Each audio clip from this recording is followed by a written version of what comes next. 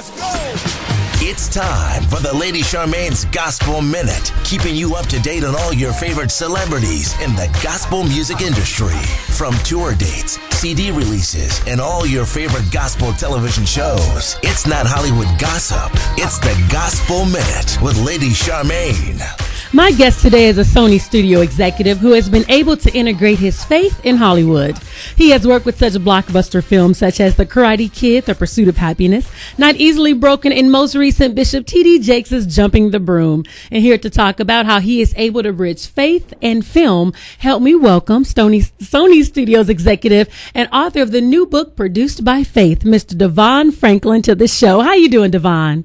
I'm doing great. Thank you so much for having me. You're welcome. And first, I want to say thank you so much for coming on the show. But, you know, one thing I think is interesting about your story, that it kind of reminds me of P. Diddy as well. And I say this because if I had to title both of your stories, I would call it The Rise of the Intern, from intern to executive, because it's such a great story. How did you actually come to work with Overbrook Entertainment with Will Smith when you became an intern? I got my start I got the internship because of the job I had in high school. One of the executive directors for the nonprofit organization that I worked at, it was like my after-school job.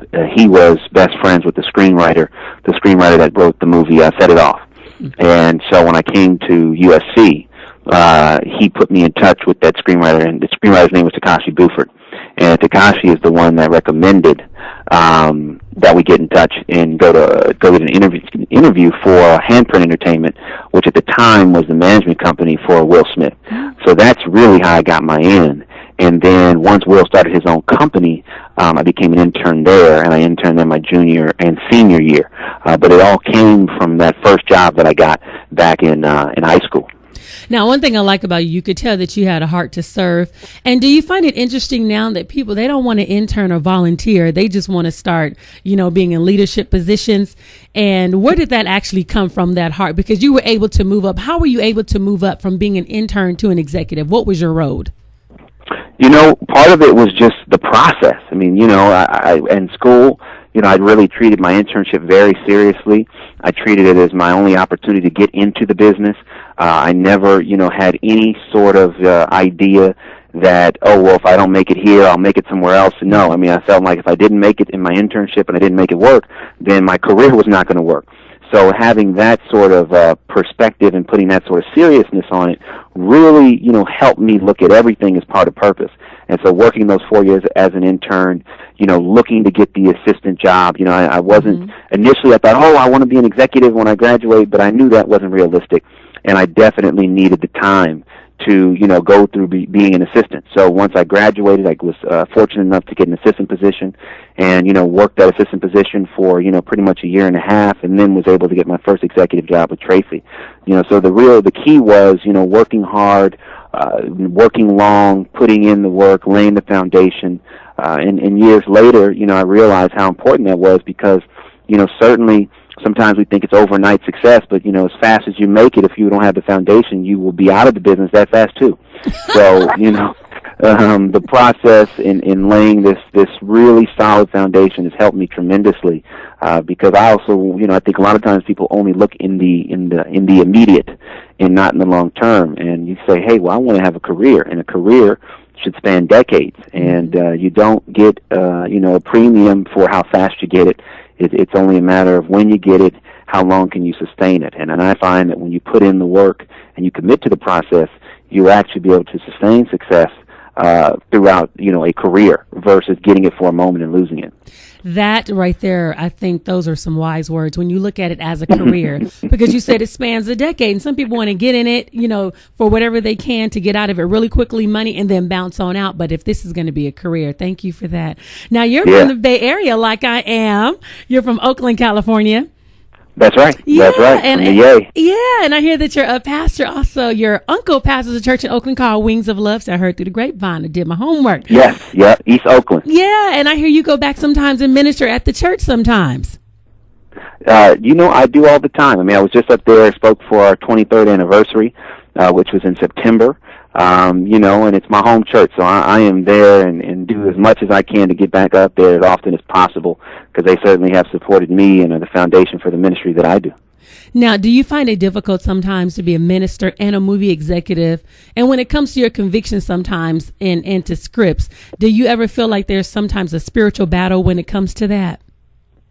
I mean, the thing that's the hardest really is just the time management, especially with being an author now and having a book out and going out to, support the book. I mean, that's the hardest thing. Mm-hmm. It's just having the time and being able to balance all that God is putting on my plate. I haven't found it too much of a challenge personally as it relates to the material that I'm developing. And that part of it hasn't been the biggest challenge for me. The biggest challenge is just, God, how do you want me to do it all? And how do you want me to do it all with excellence? That's a good question. How do you do it with excellence? Because, we can be a jack of all trades and a master at none. The old saying. I know. Now, I know. One thing I like about you, Devon, though, you still honor the Sabbath, even in Hollywood. I hear that you even turn off your emails from Friday to Sunday. Yes, I do. That is fantastic. Now, do you ever find some of your colleagues kind of getting upset with you because you don't check emails, or do you ever get tempted to check email every now and then? No, they don't get upset. I mean, once you let somebody know what to expect, as long as you keep up your end, they'll do the same. So, once I let people know, hey, here's when I'll be reachable and here's when I won't, it's okay, because anything that I need before, I turn off the email, I'll get it. And then if the things that I don't need, people know that they can't expect an answer from me until after. Mm-hmm. So it really hasn't been that part hasn't been a problem. And certainly there are times when you have a movie opening, when it's like, oh, you want to know how the movie's doing.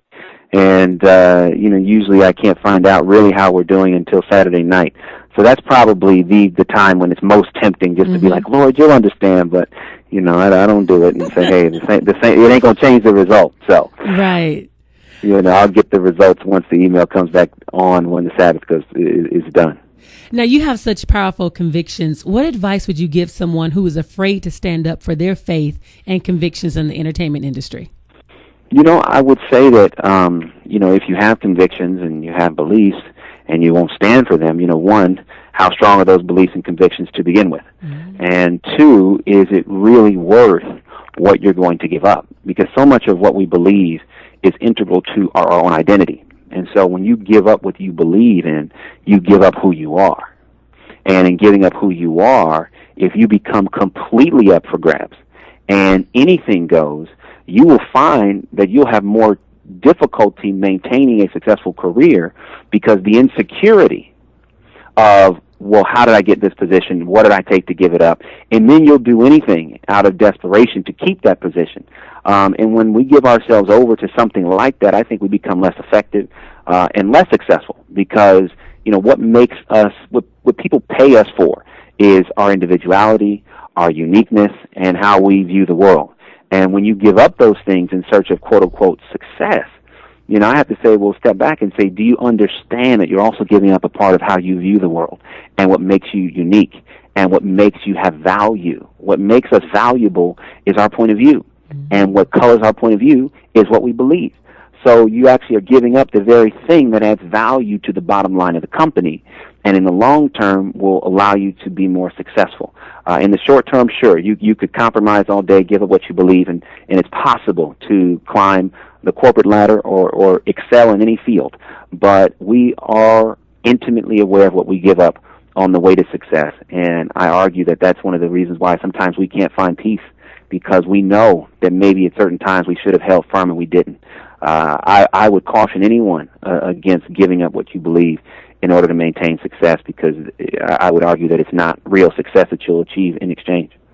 You better preach that, because you spoke at the Merge conference, and I went to the very first one 2 years ago, and I heard a clip, and you had told the people to make sure they find a church. Or you better get in somebody's church. And that's right. And that's where my interest came from. It really made me turn ahead, because, I've been in the business for a long time in the entertainment industry, but to hear you say that publicly and tell them to make sure you find a church home and hear that from an executive, I thought that was so powerful. And now you worked on the movie Jumping the Broom with Tracy Edmonds and Bishop T.D. Jakes. Now they both been on the show, and I love them both. How was it working with Bishop T.D. Jakes? Oh, it's fantastic. I mean, he is such a, more than just, working with him as a producer, he's such a good friend. So, it was just great to work with friends on the movie and, create something that was great and something we hope will be classic, and, a movie that we know touched people's lives and really allowed them to go to films again with their family. Mm-hmm. So working with him was fantastic. It's really a joy and a blessing, and I'm excited about the other movies that we're doing together. Like Heaven is for Real? Heaven is for Real. He's a producer on Sparkle, too. We just started production on Sparkle. I didn't know that. Oh, my goodness. Oh, yeah. Oh, yeah. I just talked about that on my show earlier, the movie Sparkle, because that was one of my favorite movies. So I was just telling a little story how me and my cousins used to go in my garage, and we thought we were the Sparkle Girls. Oh, see, I didn't know that. So yeah. He talked about Heaven is for Real on the show, but he didn't mention Sparkle on the show. Oh, yeah. Sparkle's a big one. We just started this week shooting on location in Detroit. Yeah, so Whitney Houston is in that one, right? Yes, she is. Yeah, that's how fantastic. You're going to have to come back on the show to talk about that as well. Oh, yeah. One of the things I liked about the movie Jumping the Broom, I think that really stays in a lot of people's minds, that's not really brought about in a lot of movies, is the topic of premarital sex. Yeah. I love the fact that Paula Patton decided to wait, and so did Laz Alonso, because it brought back purity to a relationship. Now, whose idea was that? Oh, it was an idea that we all collectively discussed. We knew we wanted to do a film with themes of faith. We knew we wanted to make a movie that would be relevant, and also, put some virtue, have virtue in it. Mm-hmm. And so collectively we decided that it was a good idea for the bride and the groom to wait. Mm-hmm. And then, our writer had some ideas on how to execute it. Bishop had the idea of starting the movie with, her prayer. So everybody, once we collectively decided we wanted it in the movie, everyone kind of chipped in to help shape how it was actually executed. Okay, so that's a great collective effort. And I know we're going to see more great things from you just because of who you have on board working with you when you think of Bishop T.D. Jakes. Just an awesome man of God. And when it comes to your choice of scripts, Devon, what do you look for when you consider producing a movie? I look for virtue. I really want to do films that, regardless of genre, whether they're comedies or action films or, dramas, I really want films that are virtuous, films that do inspire, films that, bring hope. Someone can go to the movie and see themselves on screen, be able to empathize with the characters, relate to the characters, and really see characters that can mirror their own struggle and ultimately overcome that struggle. So those are some of the things that I look at, and, do I connect to the characters when I read the script? Am I invested in the resolution of the story? These are things that I usually look at, when trying to figure out if it's a movie or a script that I want to buy. Okay, that's good. Now, I know you like to produce faith-based films. Are you going to produce more faith-based films in the future? I know. Yeah, definitely. I know you have Heaven is for Real. Do you have any other ones? Heaven is for Real. Bishop and I have been talking about some other things. There are a few things that we're in the process of discussing right now. Mm-hmm. Which hopefully once we, lock in on what the next priorities will be, we'll be able to talk more specifically about them. Now, as we go on, when we say faith-based, can you help the audience when we say a faith-based film? What does a faith-based film mean to you when you say faith-based? A faith-based film, really refers to the genre that is appealing to, and by having a personality like Bishop Jakes on board, it certainly already says, okay, it's not going to be exclusive to the faith-based audience, but it certainly will appeal to that audience. And that's an audience, it's a church-going audience. It's an audience that, may not be showing up to other films because those virtues that we espouse to in the community may not always represented in other films. So it's an audience that wants to see their experience on film, wants to find encouragement, and also wants to see elements of what, is talked about in church, mm-hmm. Played out on the screen. Mm-hmm. Mm-hmm. And that's why the premarital sex with Paula Patton really, grabbed me, because I thought that was so powerful, because my husband and I, we also pastor a church, and those are our beliefs. So to see that played out on a film, I thought that was powerful. Now, if you're just tuning in, we are talking to Mr. Devon Franklin. He is the VP of production for Columbia Pictures. He's on the show today, and he also has an awesome book called Produced by Faith. Tell us, what was the inspiration behind your book? Yeah, that's the thing I'm super passionate about, right now. I wrote a book, which came out earlier this year, and, I really wanted to write a book to help people, manage their faith, find a better pathway to success in their own life and in their careers, deal with the frustration that sometimes, going into the job day in, day out can produce, really wanted people to see their life as how God sees it, as a story that's being developed, and that He's preparing us for production. He's preparing us for the next level. I just see so many people out there struggling, even in this terrible economy. I see people, really looking for hope, looking for inspiration, looking for a better way, and wanting for things to be practical, not just philosophical. So I wanted to write a book based upon, my experiences, drawing on the experiences that I've had in Hollywood to help others find their path in life. And that's why I was really excited about the opportunity and really been going across the country, being able to get people, more invigorated about their own life, more excited about what is coming next, and not allowing, the difficult aspect of their current situation to cause a permanent detour in their career. Now, Devon, you took a leap of faith, so you can really talk about this, although it's called Produced by Faith, but you took a leap of faith and you left one of your jobs and God opened up a door for you. Can you tell us about that? Yes. I mean, I was in my first assistant job, working for Will Smith's company, and I had been there for almost a year and a half. And, I was hoping that there would be an opportunity to get promoted, but unfortunately there wasn't. And so I was really at a crossroads. And, I was doing everything I could physically to, produce the job, going out on interviews, sending out resumes, talking to people that I knew, getting other people to help me out. And literally everything that I did physically did not work. Mm-hmm. And it wasn't until I approached my job search spiritually that God began to open doors. And it was a blessing that, I ended up putting in my 2-week notice and, left that particular job, unemployed with my boxes. And the very next week, God opened up a door, and I got my first executive job working for Tracy Edmonds. And I have no doubt that it was because, I really allowed Him to do what He wants to do, which is to use our faith as the way to open up doors and take ourselves to the next level. Our faith is what makes us acceptable to Him. I mean, that's what Paul teaches us. And sometimes we downplay our faith, but our faith is a real-life superpower that if we just, access it, then God will do amazing things with it. And I talk about that in the book. I talk about, how sometimes it's very easy in times of frustration. And there's a chapter in the book called Development Hell, which is a period of time we all go through when we don't know where God is. We feel incredibly frustrated. It feels like the more we do to work towards a goal, the further we are from it. And there's a tendency sometimes in development hell to give up on our faith and to give up on our God. But we should not do that because, the breakthrough we need is just one scene away. And we're getting ready to give up in that one scene and give up what we believe, but have no idea God has already written the next scene that is going to get us out of where we are and set us up for the rest of our life. So, that for me, stepping out on faith was huge, and I couldn't be here if I didn't.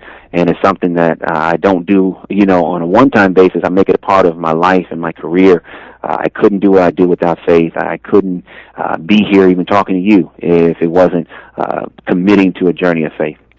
And before we go, you said something in an interview I thought was very powerful. You were talking about how our lives are like movies, and you said the development phase through distribution. Can you kind of talk about that? I thought that was so revelatory.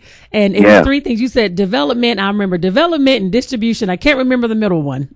Development, production. Yeah, there so the book is, every script goes through development in preparation for production. Mm-hmm. And a lot of times development is very, very long. There are some scripts that we develop for 10, years, and you don't get it into production until it's ready. And so sometimes with our life, the reason why we aren't in production, the reason why things aren't moving as fast as we would like them to move, or we don't have the responsibility or the autonomy or even sometimes the paycheck, is because God is saying, listen, there's more development I want to do in your life. I want to really prepare you. He wants our integrity to be right. He wants our attitude to be right. And sometimes when we get things too fast, we will overlook the process, and you will be in situations in production. And if you're not prepared for production, you might as well wish you were never in it, because sometimes movies get derailed because they get rushed into production, and they fail as movies because the time wasn't taken in development to get the story right. God wants our story to be right. He wants to prepare us for distribution. He has a plan on how we are going to impact the world. But a lot of times we get impatient, we rush the process, We want what we want when we want it. And then sometimes we can make certain decisions repeatedly that can limit his or alter his original distribution plan. I mean, I talk about in the book, we make movies here at Columbia Pictures with the goal that they are distributed theatrically. And that means they go all around the world. They are meant to be seen by millions of people everywhere. Now, what we do in our life when we make consistent choices against his will, if God originally intended for us to be distributed theatrically, we can make decisions that limit that distribution plan and maybe ultimately only end up with something that went direct to video. That was so good. I'm sorry, but go ahead. It's all right. Okay, that was good. I didn't mean to stop you. That was fantastic. I'm glad I got this on tape. Okay, now go ahead. Me too.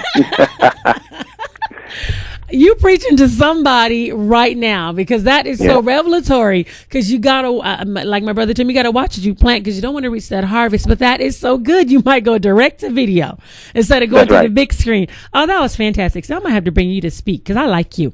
Okay. Hey. I'm down. Let me know. That was great. But just real quick, 2 more questions. Are you going to be working with Tracy? When she was on the show, she said she's producing a movie about a black college homecoming. Are you working with her on that one? Oh, that's actually going through another one of our divisions at Sony. Oh, okay, because I can't wait to see that one too. And Me either. So tell us where people can purchase the book. You can purchase the book at Barnes & Noble, any Barnes & Noble around the country. You can also get it on Amazon.com. You can download it on your iPad or your Kindle, and it's called Produced by Faith by Devon Franklin. I think every aspiring person in church, especially people who are in church that want to become a Christian, that is so awesome. And I do believe that God raised you up for such a time as this, because sometimes people war within themselves, getting into the entertainment industry because they think that they may lose their faith, because you have some people who don't understand that you still can stand in a dark world. And God called people such as yourself to go into the world, because our light shines brighter in darkness. That's right. In darkness. That is absolutely right. And so God needed people such as yourself to go into the industry to show people who want to go, and you can live this life. It can be done. But he just needed an example. That's why God had to send Jesus to show us it can be done. And then he put you there to let people know and encourage their hearts. It can be done. You don't have to fall for all the tricks and the trades. Right. You can do it too. So I do believe that God did send you as a forerunner. And thank you so much for being the John the Baptist and opening up your mouth and writing this book and encouraging somebody to let them know that you can do it. So thank you for your obedience, because that's what it really takes, is obedience. Oh, you're more than welcome, and just want to do his will, no matter what it looks like. Well, Devon, you got to come back on the show, and especially when you guys do Heaven is for Real, because that story is so awesome with that little boy. So, yeah. So again, thank you so much, Devon, and we look forward to having you back on the show. You're welcome, Lady Charmaine. Thanks for having me. Thank you. Bye-bye. God bless.